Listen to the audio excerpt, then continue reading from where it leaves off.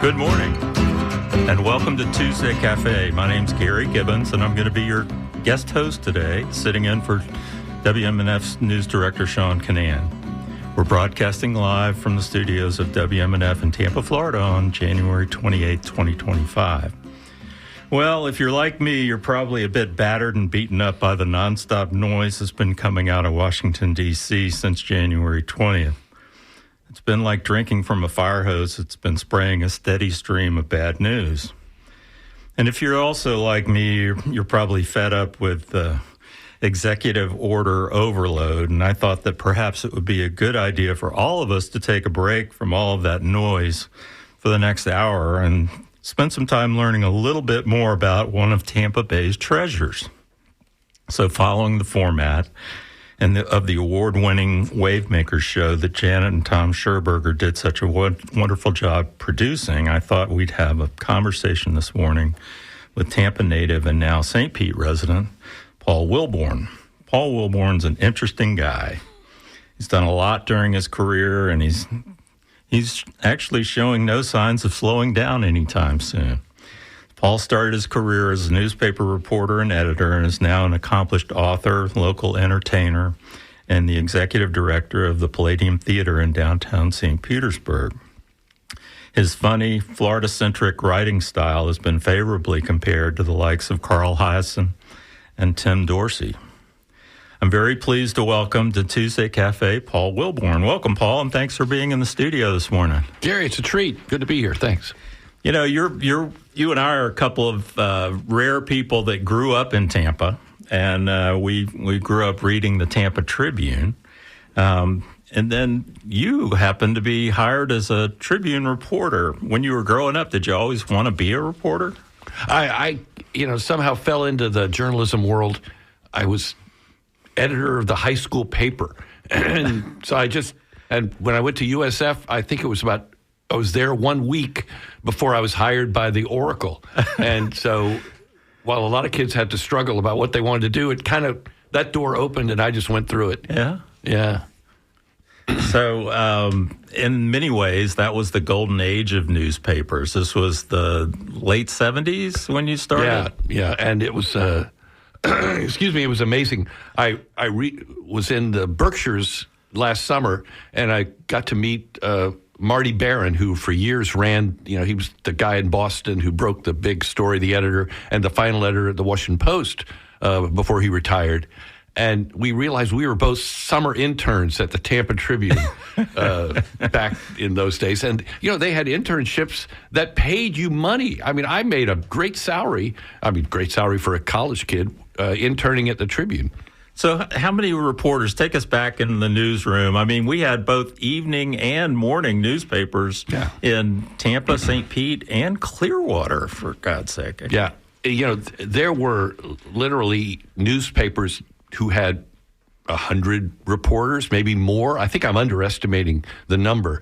The St. Petersburg Times had a huge staff and editors and correspondents, and they had, there were bureaus, fully staffed, 3 and 4 bureaus in small towns as far away as, I think certainly Lakeland. At one point, the Tribune had a Gainesville bureau, Wow. And so newspapers in those days were money-making factories. The advertising was crazy. The classifieds were off the charts, and so there was a lot of money. And they were real good investments, but they were also, I got paid as a young reporter to sit in county commission meetings. And, the first one I walked into, we saw that the county commissioners were meeting before the meeting privately to decide how they were going to vote. And, we said, can't do that. And they got mad at us because then they didn't get out in time to go to lunch. The meetings had to go longer because they hadn't pre-planned them. And some of those same guys ended up going to jail later. So it was a different era, but I think we've lost so much in not having reporters getting paid to sit in. I covered planning commission, I covered county commission, the police beat. We had people in the federal courts. We had somebody everywhere, and if you wrote a story that somebody did something wrong, it was not just dismissed as fake news. It people paid a price. Yeah, and you not only covered local stories, the Tampa Tribune and the St. Pete Times had reporters all over the world, didn't they? Well, we would send reporters all over the world. The Times actually had a Paris bureau at one point. The Tribune, I don't think, had any overseas bureaus. At Times had a Miami, South America bureau. But the Tribune, I got sent to cover the first Gulf War in the early 90s. And 2 weeks, whatever it takes. I went to Sicily to do a major piece on immigration and was sent all over the world. I mean, all over, especially over the country. And for a long time, my beat was to travel around Florida and find stories. And you were kind of free to find them. And that's kind of where my book, Florida Hustle, a lot of those things that appear in that book are just stuff that I found traveling around the state as a reporter. Yeah, so you ended up at one point down in West Palm Beach. Yeah. Covering the William Kennedy Smith trial? I did. Another one where, I'm staying at this plush Palm Beach hotel. Dominic Dunn was staying at the same hotel. We all rode in limos to get to the trial. And it was every all the TV stations had reporters there, both newspapers here locally and people from all over the country. It was, those are days when they didn't really have to worry about your travel budget. It was pretty amazing to be a reporter. So after working at the Tribune, you were stolen away to work at the Tampa Bay Times or the St. Petersburg Times at that point. At one point, now that we hardly have any newspapers, it's hard to remember that not that long ago there was a newspaper war between the rival papers, and the Tribune really beefed up during that time, and the Times did as well. And the Times' secret weapon was that they could hire away the best people from the Tribune. And they first took Howard Troxler, my buddy, who wrote a great political column, and then I went over, and 5 or 6 more folks went there. And the Times was just unquestionably a better newspaper. They had more money, they had better editors, they were one of the best newspapers in the country. So while the Tribune was great, the Times really was a better place to be for me. And how long were you there? About 10 years. Oh, wow. And then after that, you went to L.A.? I actually, I won this cool award where they take a collection of your writing and they name the Florida Reporter of the Year. And I won that in 98. And from that, I got a fellowship to the University of Michigan where you get sent for 9 months to spend a whole, school year at the University of Michigan. You get your full salary, and you're with 15 other journalists from around the world. And so that kind of made it hard to come back home. I was going to say, that sounds like a heavy lift. But I also think, Gary, my advice to everyone is to do what I did and have your midlife crisis out of town. I went to Germany for a while. I ended up in L.A., and kind of got all that stuff out of my system, and then, ended up coming back here. So what brought you back to Tampa? The great Pam Iorio, who had been someone I knew, and we were business friends. I mean, she knew me as a reporter, and her dad had been my professor at USF, but she got elected mayor while I was out of town, working for the Associated Press in Los Angeles. And I thought somebody I could actually work for. And I had met my future wife in L.A., and she had been there for 12 years, was ready to leave. Said, we're going somewhere. So I reached out to Pam, and she said, I'd love to hire you for my administration, but I don't want you to be a media guy. I've got a media person. Would you be my arts guy? And the reason for that was from all the crazy stuff that I did, not as a reporter, but as just a young guy in Ybor City. And that sort of changed my resume. I got hired as her arts guy, and have been in the arts ever since. So let's talk a little bit about those days back in Ybor. Ybor was basically empty, wasn't it?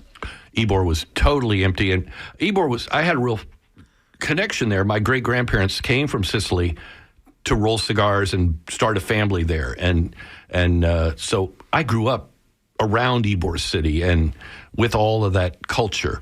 But by the late 70s, all the immigrants had died or left. They moved out to the suburbs, and urban renewal had come through, and Ybor had this beautiful shell of red brick buildings, but really there was nobody living there anymore. And what you had, and it was cheap real estate, and what you get with cheap, historical, really interesting real estate is an artist community.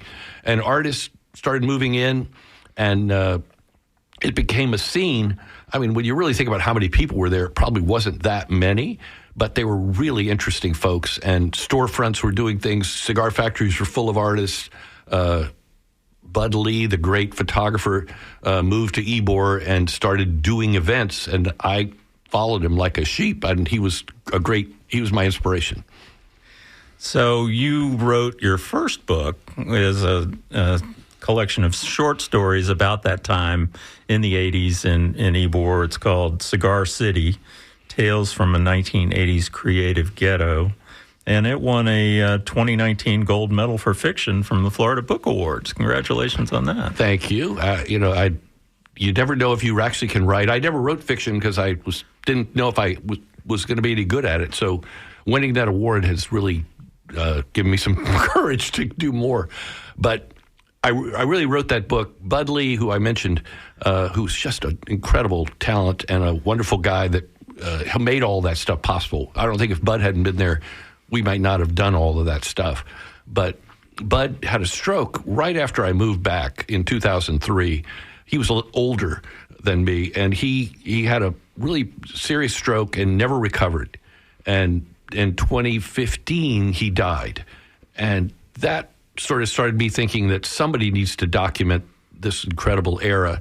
And then there was an election. I don't know if you know about this, Gary. In 2016, there was an election, and my candidate didn't win. And I didn't really want to pay attention to what was happening in the world. And so in 2017, I decided I would write this book.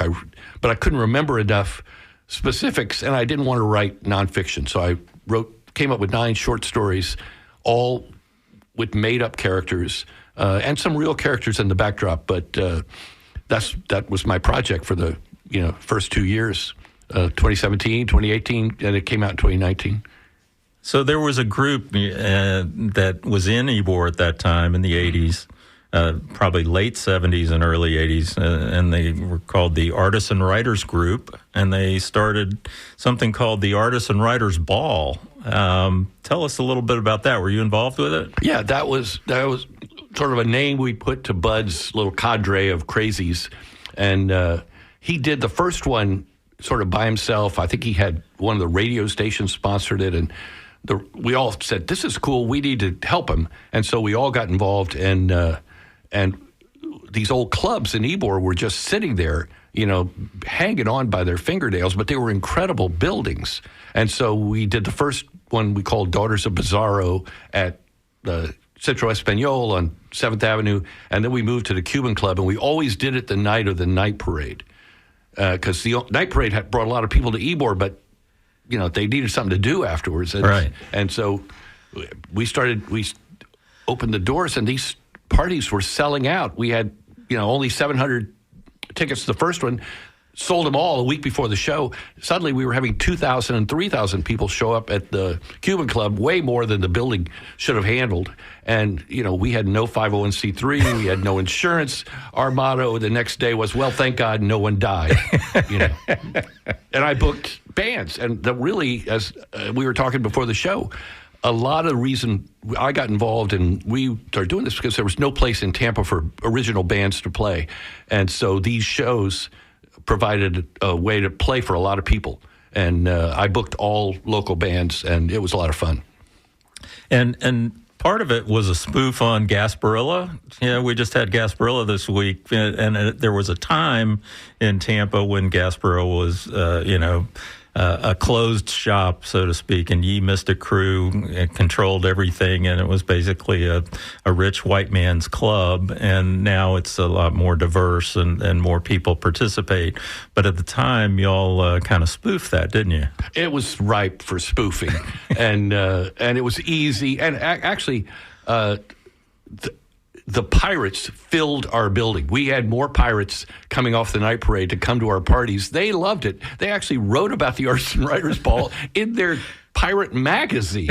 And so, while we started off spoofing, I think we ended up getting sort of absorbed into the whole craziness, and they appreciated the craziness of it all, I think. And it was a good time, and pirates do like a good time. Yeah, well, I found that there's actually a Wikipedia page for the Artists and Writers Ball, and that's incredible. I love some of the names of the annual events. Cowboys and Indians in Love, Bad Taste in Outer Space. That was my name. I got to name that one. The Dizzy Dali Ball. Yep. As and Calhoun's Little Hawaiian Circus for the Poor. The reason we had these themes, because these were costume parties. People came in incredible costumes, but it also gave us a theme to decorate, because we created artwork and decorations that fill these buildings. And my buddy David Audette, who is really the leader of all that decor area there, would catch people walking out the doors as the party was starting with the art. They were like, people. He said, "No, at least wait till the party is over," because the art was so cool, and that people were literally walking out the door with it before the end of the party. And the BC Ball was one of the names. That was supposed to be like the 2000 BC, I think, and you walked through. We had a giant image of Raquel Welch, and her when you walked through her legs, they went over the double doors of the Cuban Club, and you entered sort of through her legs, and she was wearing the loincloth. It was pretty cool. So was there any connection between that Artists and Writers Ball and Guavaween? Only peripherally. Guavaween was, there was a wonderful Ybor collective called El Sama, and it was a cigar factory filled with artists, and they threw the wildest Halloween party for years. As a matter of fact, the El Sama party shows up in one of my stories, and because it was just so mythic. And when that fell apart, my friend Mike Shea, who ran Ybor Square, said, let's do a Halloween party and raise money for a theater company called Playmakers that was in the Ybor Square. Because Ybor was starting to happen. A lot of these things had started, Ybor became a destination. And so we started Guavaween. It became sort of a street festival, and 5,000 people showed up the first time in costume, and I booked bands at all these locations, and we did a parade with Mama Guava, and a satirical parade. The Mama Guava Stumble. Yeah. All right. And you had to be, we had like a marching chamber music group that would sit and play in their chairs and then run to the next one, and all sorts of just really crazy creations that people just did. We didn't tell them what to do. People just did it, and we should have copyrighted Guavaween and held on to it, but eventually it sort of outgrew us, and we all fled. When I looked out, there were 100,000 people on 7th Avenue, and I really credit those parties with bringing Ybor back as an entertainment district, but it also, Ybor got carried away as an entertainment district as well, I think. So following the success of your book of short stories about Ybor, you released your first novel, Florida Hustle.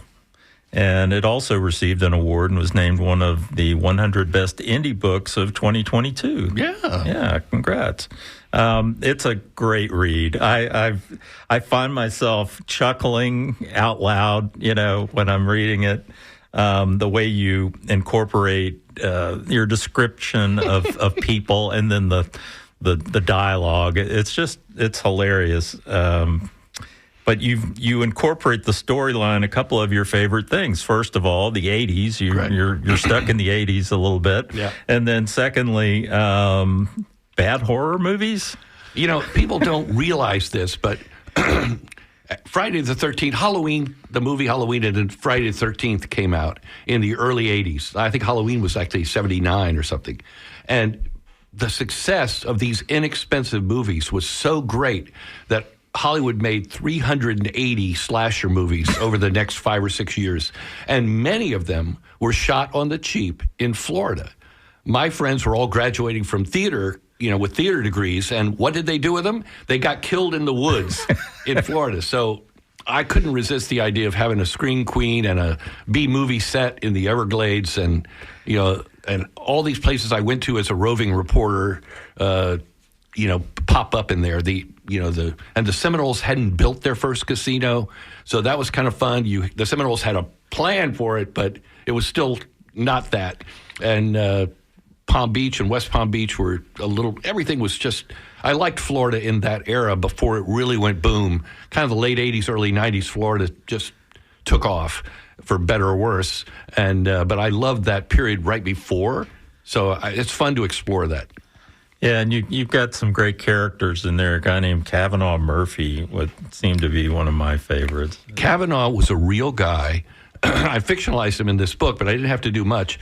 And he was a brilliant guy who, for many reasons, had left the establishment, left his family. And when I met him, he was living in a motel on Nebraska Avenue, where not the good part of Nebraska. If there is a good part, he was not on it. And he was 65, 67, at that point, a World War II vet. And he would take in the young crack, girls who wandered the streets up there and sold themselves. And he would nurse them back to health and, be their boyfriend in his mind. And once they got their health back, they would steal whatever money he had and leave. And he'd be brokenhearted. And he was just a fascinating character. And he wrote letters to editors. And anyway, I couldn't resist putting him in, and he stole the show. How'd you meet him? He wrote me a letter. And then I did a column, and then he stuck around. I put him in a play. I finally had to just say, no more Kavanaugh. I had to banish him. And his daughter had reached out to me during that time to say, how's Dad? Because he had just left and didn't communicate with the family. And I stayed in touch with her. And she lives on the East Coast. And I said, I put your dad in this book, and I dedicated the book to him, and I sent it to her, and I wasn't sure what the reaction was going to be, because I put him in warts and all. Yeah. And she ordered 10 copies for all the family and said, he would have loved this. Kavanaugh has since, passed, but he would have loved it, she said.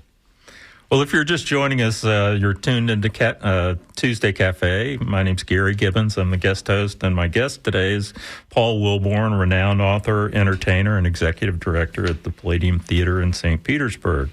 If you'd like to ask a question or make a comment, please do so by calling 813-239-9663 or send an email to dj@wmnf.org or a text at 813-433-0885. So let's see. You're working on a new book. Yep. And your grandparents came from Sicily. Yep. And all of us who grew up in Tampa are familiar with some of the rumors, if you will, of some of the mob connections, perhaps, with Tampa, and understand that that's going to be part of the new book. Yeah, it's kind of a mob fantasy. My family were definitely not mobsters. They were dairy farmers. If they'd been mobsters, I could have been a really wealthy guy now, or dead. I don't know, but the mafia was there. They actually took care of the cows for one of the mafia families, and the mafia. People forget that immigrants then were treated almost as badly as they are today, and that Sicilians were considered the really low end of the scale, and they had to sell their milk to what they called the white people. The milk companies who actually took the milk out and sold it were not immigrants. They were, upscale, and they would try to cheat them. And the mob was actually don't mess with this guy because he's got people. And they called in the favor once or twice, as they did at the Godfather setup. My grandmother married a Baptist and came home one day, couldn't get in her bedroom at the family home, and it was Prohibition. And when she peeked in the window, it was full of booze, bootleg liquor, because they had to stash it somewhere.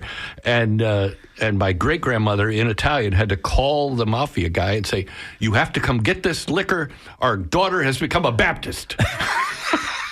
And during World War II, if you were in a necessary industry like dairy farming, you could avoid the draft. You wouldn't draft people who were working in businesses they needed to operate. And so they got a call early on in the war from a mafia don who says, "My son is now vice president of your dairy." He never showed up. They didn't, destroy the business or do anything bad. And they'd have to pay him. But they put him on the list. He was listed as a corporate leader, and he never got drafted. So that was Florida. That was Tampa. Yeah, and I think before the show we were talking about the concept of voting multiple times in Tampa. Yeah. I have two main characters in the book. The book's back in the 80s, set in 85, and I have a young character, and he's the driver and bodyguard for an old mobster named Charlie Wall. And Charlie was a real guy and really controlled gambling and all sorts of things in Tampa for many years. He was murdered at his home in 1955 on the fourth try. They tried to kill him 4 times. They finally got him. But in my book, which is a fantasy, Charlie survives the 1955 shooting. He's 85 years old in 1985. And he thinks people still want to kill him, and nobody really cares. But through this story, I get to tell the story of Tampa, which if you're a newcomer here or if you just didn't pay attention, from literally the teens of the 20th century, for most of the 20th century, Tampa was the wildest town, aside from New Orleans, in America. Easily the wildest town. You want booze, you want prostitution, you want drugs, you want gambling. We had it all, and it was right there in the open. I mean, there were houses of prostitution open and well known, and a lot of envelopes were handed to city fathers, to cops, to mayors, to sheriffs. Everybody was involved, and Charlie Wall himself controlled 4 or 5 precincts in West Tampa, and if you were paying off a politician, your job was also to make sure he got reelected. So there were many stories of stuffed ballots and all this stuff. And, all this talk about fixed elections here is totally baloney. But back in those days when it was paper ballots and boxes, people just picked them up, dumped them out, and put in the votes they wanted. And that was Tampa. So yeah, it really happened. And it's fun to tell that story that some people want to forget, or some people just don't know. Yeah, my Uncle Sam, who was first in the Florida legislature and then in Congress for 34 years, Sam Gibbons, was actually recruited by some of the local people here in town, some of the city fathers, if you will, who wanted to try to clean up the image and try to get on the straight and narrow. And so they recruited Sam to run for the legislature and on. Yeah, Sam, there was a whole generation. Sam, Jim Clendenin, who was the editor of the Tribune, Louis Benito. There were a lot of guys who came back from World War II and saw all of this corruption and didn't think it was what a town really needed. Right. And it took a long time. But yeah, by the 60s and 70s, a lot of Tampa was cleaned up. The big story, they said, what really did it was that a new Christian general came to MacDill, and he said, "I'm tired of all my servicemen getting STDs, so we got to clean this town up." That's an order. So, let's talk. There's been a lot of changes in the newspaper business. There's also been a lot of change probably in the book publishing business. Yeah. And you have options now. I mean, I have a friend who wrote a book and has self-published it and is selling it on Amazon. Good luck with that. But tell me what some of the options are for people that are out there who think they might want to write a book and want to get published. Yeah, and my first thing I want to say is that just because you've reached a certain age in your life does not mean that you have to write a book. I have so many people, "Oh my God, I've lived this long and I forgot to write a book."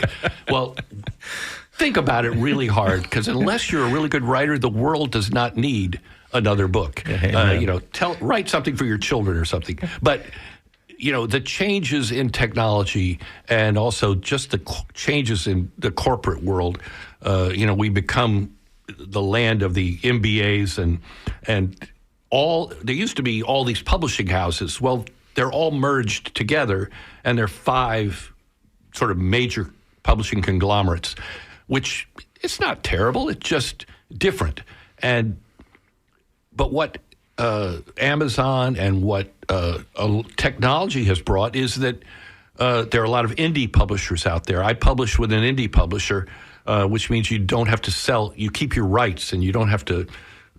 You get 50 cents on the dollar, sometimes $1 on the dollar. You can also self-publish. There's hybrid publishers that do part of what big publishers do, and then there's the big publishing world, which is not a bad world. It's just, it's still kind of on the author to promote themselves almost wherever you are in that chain. As an author, if you sign with one of the big 5, then you're basically giving them all of the rights to the work? It depends on your contract, but generally, yes. They would control, if there would be a piece of it, if a movie got made or things like that, you would share in the profits. You also, it comes with, you don't have to pay for the publication. You might get an advance. You get editors that will really help you. I hire editors because I don't have that big publisher providing an editor for me.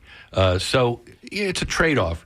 And the big ones also have great distribution, which could get you into bookstores all around the country.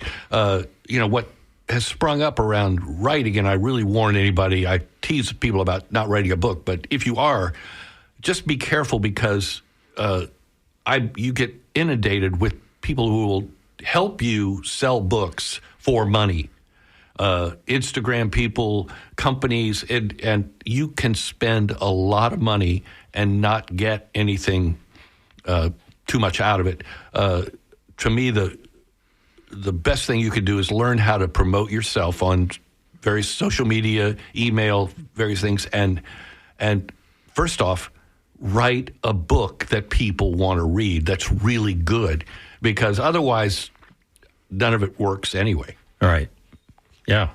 But in addition to writing books, you've written some other stuff like plays, right? Yeah, like a few. I wouldn't say I'm a playwright. That's probably would be a long stretch. But I've one of the things I wrote in the 90s as a journalist, other journalists I've talked to have had this. You fall in love with these characters that you write about, and you spend, with some of them I would spend a week or 10 days together, but then I would move on to the next story. And for them, that story, that was their life, and that was one of the biggest moments. And they would see me as a friend, and I would see them as a product in a way. I mean, crassly. I cared, but you had to move on. And so my first play was done at the what's now the Straz, and at the University of Michigan, a couple places, was actually a story about a reporter who takes the lives of these people, and the play was sort of a section of, it was all actual words of these subjects that I had written about.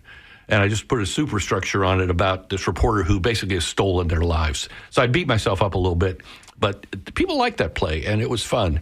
And I've done a few other short plays. I've done radio plays, but I really don't consider myself a playwright. Tell me about the radio plays. I saw you last week over at the Radio Theater Project. Yeah. Tell us about that. And that was originally associated with WMNF. It was the WMNF Radio Theater Project, and eventually, I don't know, it fell apart in that way. But radio theater, we've been doing it for like 12 years at the studio at 620, and it's actors doing radio plays, short radio plays, with sound effects by Matt Cowley, who's a wonderful Foley sound effects guy. And I play music as part of it, and I used to write for it. We wrote an ongoing serial for about 3 years of satirical sort of St. Pete, Tampa satire, and so it's a lot of fun, and it's still going, and and what's great is you get top-notch actors because they rehearse it on Sunday and they do it holding the dialogue in front of them on Monday, so it's not a big commitment, and you don't have to memorize lines. It's fun. Yeah, it was a lot of fun. It's a couple hours and a little break in the middle, and Paul plays the piano. Tell me, how long have you been playing piano? I mean, Mom gave us we got lessons when we were kids. My brother went on to be a Broadway singer, and I just was a guy who pounded away at the piano, and had bands in high school and bands in college, and then started the Pop-Tarts, and I never considered myself a good enough musician to be a full-time. I was never going to be at the Grammy Awards, but I had a lot of fun. I still have a lot of fun. We still play. Lately, we've been doing stories. My wife, who's an actor, reads a story from my first book, and we've got a band called Front Porch Picnic, which is just 4 of us, and we play songs at every story break. And so you get a full short story kind of fed to you easily with songs around it. And we did that about 5 or 6 times. We're doing it in Dunedin in March, and we'll be doing more of that. And that's about the fun I'm having with music, and I kind of keep it at that level. If you're just tuning in, you're listening to Tuesday Cafe. My name is Gary Gibbons. I'm the guest host, and Paul Wilborn is my guest today in the studio. He's a local artist, entertainer, author, man about town. You name it, Paul has done it. And you're also the executive director at the Palladium Theater. Yeah. Let's talk a little bit about that. Can you give us a little of the history? What was that building? It's a beautiful building in St. Pete. Yeah. The Palladium was built around in the 20s. The Christian Science religion was very strong. And there's a beautiful one in downtown Tampa, right near Mise en Place. And they built one in St. Petersburg. The architect was world famous. The company they brought in to build this building was the Fuller Construction, which built the Flatiron Building in New York. And so the Palladium is a really iconic building. It was a church through most of the 20th century. It opened in 28, I want to say. And but by the 90s, the congregation had dwindled. They were having trouble keeping it up. And some really forward-thinking philanthropists in St. Petersburg realized we'd built all these performing arts centers here, but no one from the community could afford to do a show at those performing arts centers. I remember when Tampa Bay Performing Arts Center opened, a couple of local companies almost went bankrupt and they made money. People showed up, but they couldn't pay the bills. I mean, it just didn't work. So the Palladium was created as a affordable professional venue for the community, and they bought that building mainly because it had theater seats in it, not pews. And so it converted pretty easily into a performing arts venue. And WMNF has a great relationship with the Palladium. I know we do shows over there. And again, you're right. The cost of renting a facility and hiring the band and all of that becomes so expensive for a nonprofit to try to make any kind of money on the back end. So it's a wonderful thing to have that facility. Yeah, we do. I mean, our opera is local. Our Nutcracker, is local. It really goes with everything I've been doing kind of my whole life, which is supporting talent and promoting talent that's in our area. And we've got a rich wealth of talent. And when you say local, it's not a bad word to me. There's local bands that should probably stay local, but there's a whole cadre of performers and musicians here who are as good as anything in the country, and those are the folks we work with. And you book jazz and dance and blues and alternative music and chamber music. We've got a world-class chamber series, and it works well. And we're part of. In 2007, the original folks handed the building over to St. Petersburg College to run. So the Palladium is really the Palladium at St. Petersburg College. I got hired around that time. All my staff are college employees, and found an endowment was set up, and the college has been very supportive. And so we ended up, able to do all these things because I don't pay a rent, I don't pay the electric bill, but all of our operations we generate, and we've been in the black for since 2012. So that's awesome. It's a good thing, and it works well, and it's a lot of fun. And as an employee of the college, you get spring break, right? We get 2 weeks off. I was in the newspaper business for years, and newspapers ran 365 days a year, 7 days a week. Why I didn't look into colleges earlier? I mean, you're 2 weeks off at Christmas, a week in the spring. We take a week of Thanksgiving off, and the Palladium actually goes dark during these periods, so we can enjoy the part of the college. And it's pretty amazing. And I like college. Tell me about the Creative Fellowship program that you have. Yeah, we employed a lot of local musicians, really, but performers. And when 2020 happened and the world shut down, all these people were making a pretty good living and still able to live here, and everything stopped. Live entertainment just stopped. And I looked around at these folks who helped me make money and helped me, support my theater with their talent. And I just felt terrible. So I found a couple of donors who stepped up, and we put $30,000 into the pockets of, I think, 11.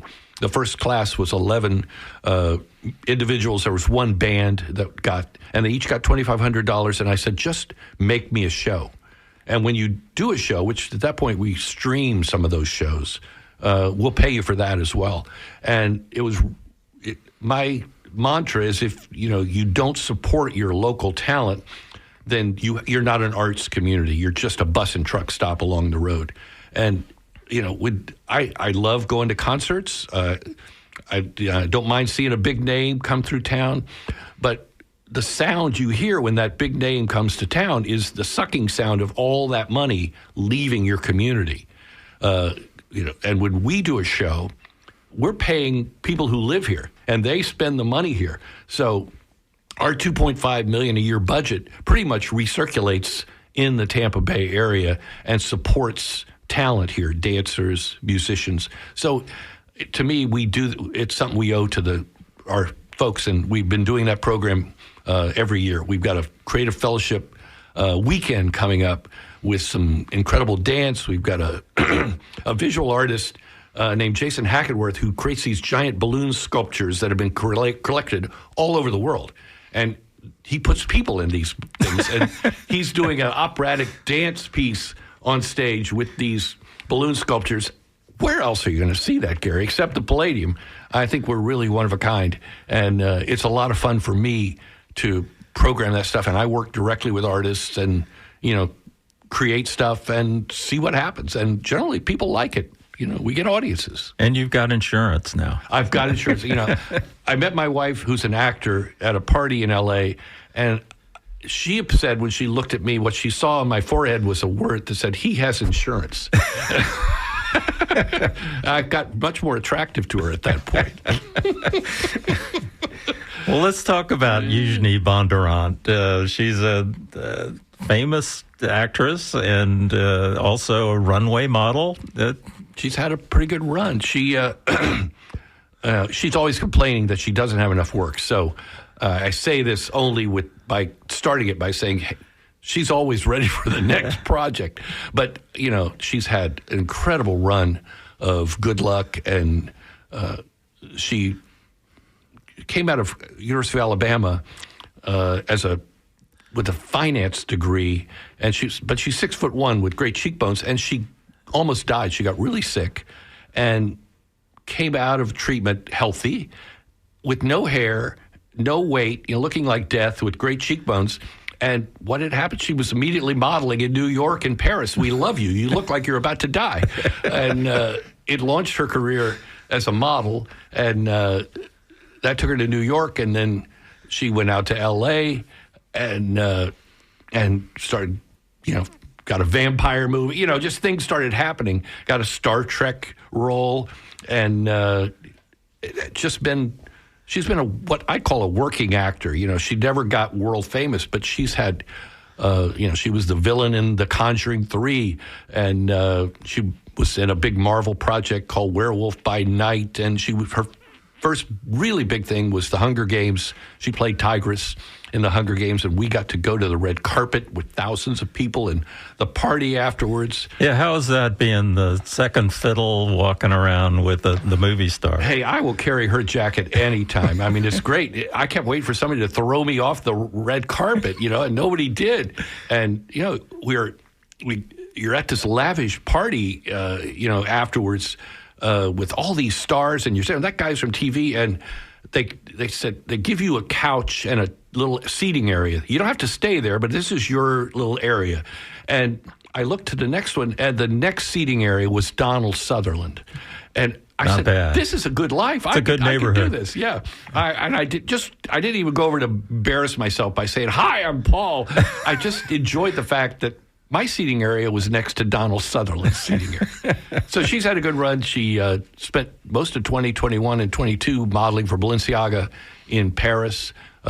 And there's more of that stuff, I think, in the works. She's shooting a couple of projects this year. But as she'll tell you, I want more. Working actors always need more. And the strike slowed down the business somewhat. And she teaches at the Greenlight Cinema? Yeah, she's always been an acting teacher, even in L.A. when I met her. And she brought that here. And she now runs a school called Station 12 Studios. And they do it at the Indie Theater in St. Pete called Greenlight. And she's got 5 different classes. She doesn't teach all of them, but she teaches 3 or 4 of them. And they're all full, and it's great. They're 8-week sessions. And so there's a big... And this is commercial acting. This is not acting for theater as much. This is more acting for film, television, and commercials. And that's where the money is, and that's where these students come from. And they go on to do great stuff. And they're grown-ups. She doesn't do this as a grown-up school, not a kid's school. Okay. So it's been a good run. She loves St. Petersburg. And we got, it's interesting to wrap that whole thing up. She lived in L.A., and when we first got here, she had to go to Miami for auditions. But now you audition for everything on video. And so we have a studio in our home. She auditions there. And so you can be anywhere. It's kind of, the world has changed enough. So you don't have to be in Los Angeles or New York to get cast in some major roles. Interesting. That's pretty cool. Yeah. So how would you characterize the changes that you've seen in the arts in this region since the 80s? Well, it's been, Florida, the arts are always a struggle in Florida. My thing that I try to tell people, and that I don't think they understand all the time, is we've made a different contract in the United States. I mean, it's in Europe, the arts are supported by part of your tax dollars. And they're actually write checks and support those institutions. And here, there's very little, a fraction, a penny of your tax dollars might go to support the arts, but that you pay less taxes. And the deal that was made, but that we don't talk about enough, is that the public should step up to support the arts because you're not paying the taxes to do it. It's a different thing. And so I don't see as much of that. I mean, it's not to say there's not philanthropy, but we built these beautiful facilities. They're going to build a new addition to the museum in Tampa. They've raised a lot of money for that. We're raising $10 million to renovate the theater part of the Palladium, and half of it's coming from public and half of it's coming from private sources. But I think we saw the governor slash basic arts funding this year without much of an explanation. 100%. Yeah, 100%. The Palladium didn't go for that budget line. It was too much paperwork for too little money. I'd rather earn it. But you need to have an arts community. You need a mix of government and private.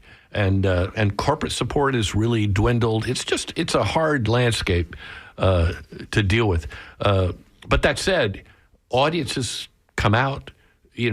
We're seeing really good crowds for our shows, and we're not bringing in the top name touring artists. We're working with stars that we've kind of homegrown, and that's a lot of fun. And to me, that's more satisfying. It's pretty easy. I mean, most of these big artists are silly not sure where they are. they're just doing a show and taking the money. And, here, the artists we work with, we're their home venue. And they live down the street or somewhere nearby. And they're raising families and they're buying cars and doing all that stuff. And to me, that's the kind of arts community we need to build, where artists can afford to live and work in the community. I like what's happening at Ybor. They've, the Crest building and some of these things. We're seeing Ybor sort of turn back toward the arts, and I'm encouraged by that. So, and St. Pete's thriving. So, it's pretty good.